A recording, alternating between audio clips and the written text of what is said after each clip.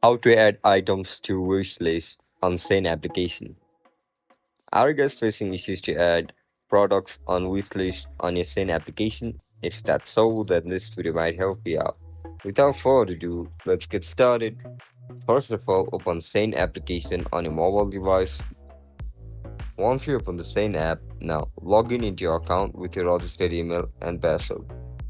As soon as you get logged in, now go over the product that you want to add on your wish list. Look at the left bottom of your screen where you can see this heart icon. Tap on it. Once you tap on it, your item will be added on wishlist. And that's it, guys. That's how you're going to add items on wishlist on Shein application. If you guys found this video helpful, don't forget to like, share, and subscribe to our channel.